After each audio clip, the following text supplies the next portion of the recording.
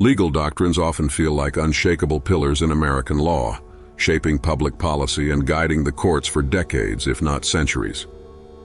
These doctrines are widely believed to be permanent fixtures, providing stability and predictability to the legal landscape.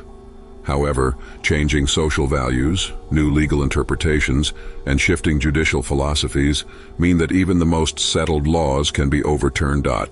When these doctrines fall, the effects ripple across society, transforming everything from individual rights to government power.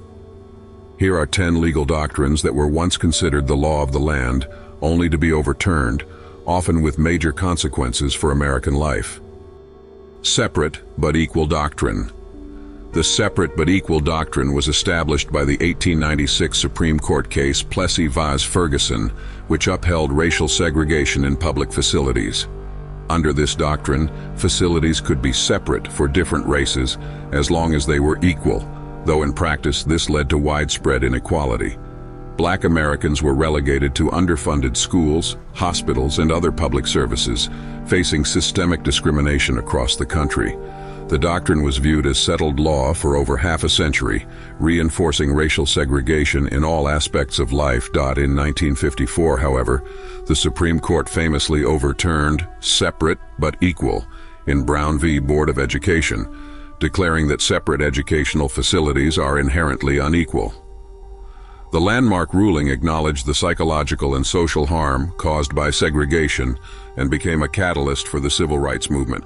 Brown v. Board didn't end segregation overnight, but it dismantled the legal justification for separate but equal and transformed the nation's approach to equality under the law. The Lochner era's liberty of contract doctrine. In the early 20th century, the liberty of contract doctrine was a powerful legal concept that allowed employers and employees to freely negotiate employment terms without government interference. This doctrine was most famously reinforced in Lochner v. New York, 1905, where the Supreme Court struck down a New York law limiting bakers' working hours, claiming it infringed on their freedom to contract. This decision reflected the court's laissez-faire attitude and became a barrier to progressive labor regulations aimed at improving working conditions and wages. The liberty of contract doctrine gradually weakened during the Great Depression as widespread economic hardship demanded government intervention. In 1937, the Supreme Court overturned Lochner in West Coast Hotel v. Parrish, upholding minimum wage laws and signaling a shift in judicial philosophy. By affirming the government's role in economic regulation, the court ended the Lochner era and opened the door to the labor protections that now define American employment law. Mandatory school prayer. For much of American history, prayer in public schools was common practice, with many viewing it as a core part of public education. This was protected under various state laws that saw school-led prayer as compatible with the First Amendment. However, in 1962, the Supreme Court's decision in Engel v. Vitale struck down state-sponsored prayer in public schools, arguing that it violated the Establishment Clause, which prohibits the government from endorsing religion. The ruling emphasized that public schools, as government institutions, could not compel or promote religious observance. The decision was controversial and sparked backlash from those who saw prayer as a moral foundation for education. Nevertheless, Engel v. Vitale set a precedent that has continued to shape the boundaries of religion in public spaces.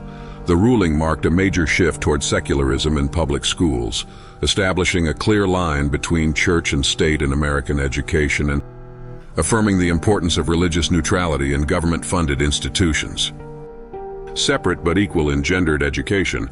While Brown v. Board of Education dismantled racial segregation, gender-based segregation persisted in education, with schools offering different curricula or facilities to boys and girls. This was justified by the belief that separate education prepared each gender for appropriate social roles. However, the 1972 case Mississippi University for Women v. Hogan challenged gender-based educational segregation, ruling that it violated the Equal Protection Clause of the 14th Amendment. This decision opened the door for women to attend formerly male-only institutions and expanded educational and professional opportunities. The ruling, combined with Title IX legislation that forbade sex discrimination in federally funded education, fundamentally altered the landscape of American education. It recognized that gender-based exclusion had no place in public education, advancing the cause of gender equality across the country.